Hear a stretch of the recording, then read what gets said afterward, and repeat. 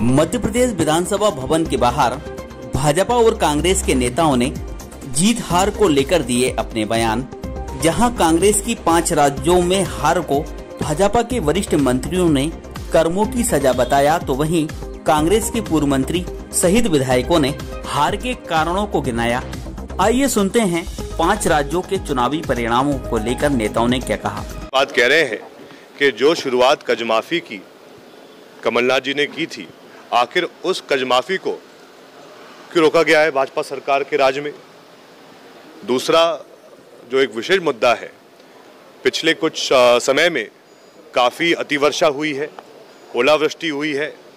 आज ध्यानाकर्षण भी है इस संबंध में, जिसमें स्पष्ट इस बात का उल्लेख है कि जो ओलावृष्टि हुई थी, अतिवर्षा हुई थी, उससे जो पर्याप्त बीमा राशि मिलनी चाहिए थी, जो वादा था सीएम साहब का कि हर हेक्टर पर 30,000 रुपये दिए जाएंगे, वो किसी को नहीं मिला है।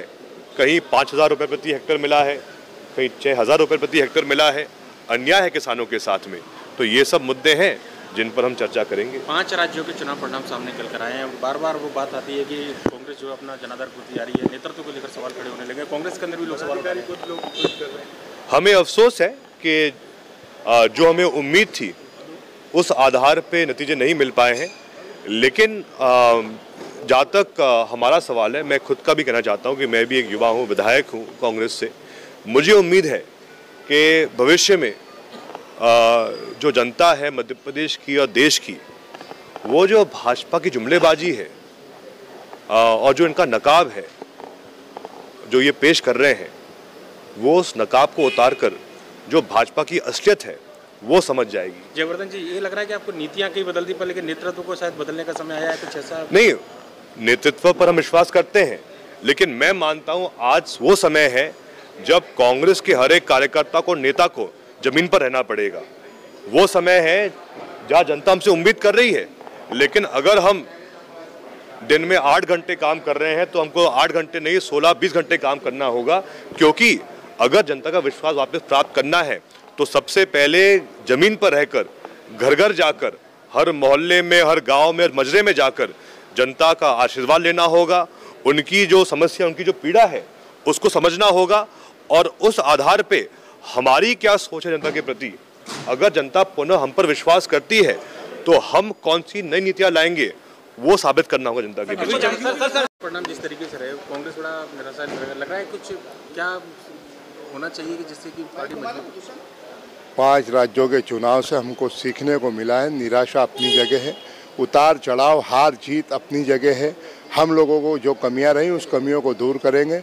हम लोग नौजवान और महिलाओं पे काम करेंगे। निश्चित रूप से हम आने वाले इसके बाद के चुनाव में अभी जो कमियां थी उन कमियों को दूर करके चुनाव बाकी राज्यों में जब होंगे हम निश्चित रूप से जीतेंगे। नीतियां कहीं बदल दी, नेतृत्व कांग्रेस की नीति और नियत दोनों स्पष्ट है। देश के साथ कांग्रेस खड़ी है। कांग्रेस का, देश का नौजवान और महिलाएं कांग्रेस के साथ खड़ी है। तो कांग्रेस में जो नेतृत्व है आज गांधी परिवार का, उससे बड़ा नेतृत्व हमारे पास और कोई नहीं है। गांधी परिवार के बगैर हमारा कार्यकर्ता में उत्साह, जो एक आत्मनिर्भरता आती है, वो गांधी परिवार पूरा साथ खड़ा है कांग्रेस का। सर, गृहमंत्री कह रहे हैं कि कमलनाथ जी घर घर चलो अभियान चला रहे थे, अब खुद ही घर चले गए परिणाम के दौरान। ये सब कहने की बातें हैं। वक्त है, समय है, देखें आप, समय जब करवट लेगा तो ये कहाँ जाएंगे। ठीक है। धैर्य और संयम में तो जीवन के हर क्षेत्र में ये फिलॉसफी लागू होती है, पर धैर्य के साथ कर्म भी तो प्रधान है।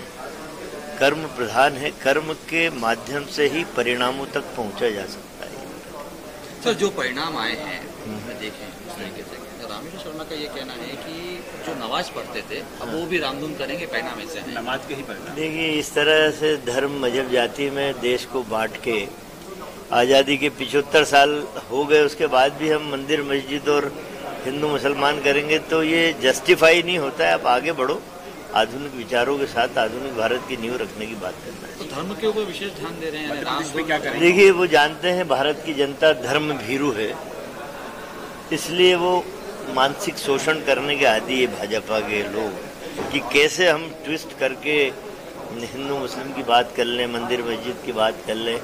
ये अब वही मैंने कहा कि 75 साल आज़ादी के हो गए हैं, क्या हमसे 10 जो देश 10-15 साल पहले आज़ाद हुए वो हमसे आगे निकल गए हैं, कि उनकी मानसिकता विकास की है, हम लोग अभी यही हैं।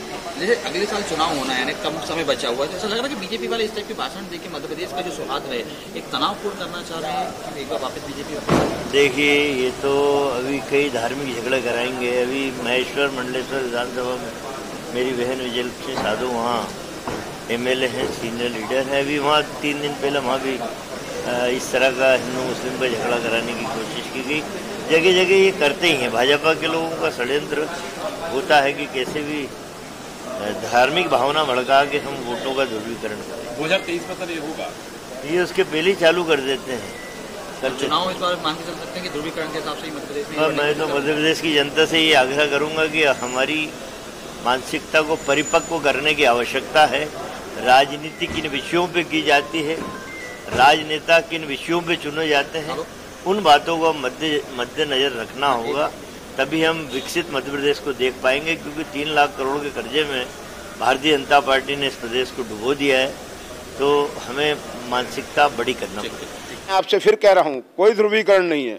जनता चाहती है विकास, जनता चाहती है सुरक्षा, जनता चाहती है अच्छा इलाज, जनता चाहती है अच्छा स्कूल शिक्षा। उसके लिए ये वोट हुआ है। कांग्रेस के जो पदाधिकारी हैं वो नेतृत्व पर सवाल खड़े कर रहे हैं कि नेतृत्व की वजह से कहीं कांग्रेस नाम का नेतृत्व, मैं फिर कहना चाहता हूं, कोई है ही नहीं। अब कांग्रेस पार्टी नहीं है, एक Congress party private limited company है जिसके अलग अलग CEO हैं। मध्य प्रदेश में उसके CEO कमलनाथ जी हैं।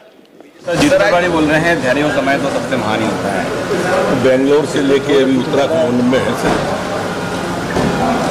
बेंगलोर से उत्तराखंड तक की यात्रा में वो धैर्य रखे हुए हैं। अच्छा है, और ऐसा धैर्य वो आगे भी बनाए रखें। तो पार्टी के लिए तो नहीं है कि ये चल रही है, और पार्टी ने उनकी ने घर चलो अभियान चलाया, तो बधाई। 5 राज्यों में तो घर बैठी है। सर, विधानसभा के सत्र का आज 3रा दिन है, क्या पांचवा दिन है, आज क्या रहेगा? रूटीन प्रक्रिया का है, अनुपूरक और प्रश्नोत्तर धारा का। सर, कांग्रेस विधायक कह रहे हैं कि ओलावृष्टि से नुकसान हुआ था, उनका मुआवजा नहीं मिला है, आज थाना कसर भी लगाया है। जरूर वो बताएंगे तो मिलेगा। ये सरकार पूरी किसानों की सरकार है। मैंने कल भी फ्लोर पे कहा था कि जो ओलावृष्टि कल हुई है उसके तत्काल माननीय मुख्यमंत्री जी ने कलेक्टरों को आदेश कर दिया।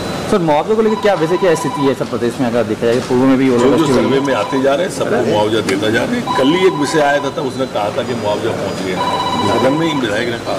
सर, फिर भी ध्यानाकर्षण है, फिर चर्चा होगी। अच्छा है, चर्चा हो, हल्ला नहीं होना चाहिए जी। चर्चा किसी भी विषय पर होना चाहिए। सर, कमलनाथ जी के जो आप बार बार कह रहे थे कि रहे हैं, कहाँ है? घर चलो अभियान में वो 2 दिन पहले ही घर चले गए, एग्जीक्यूटिव देख के घर चले गए।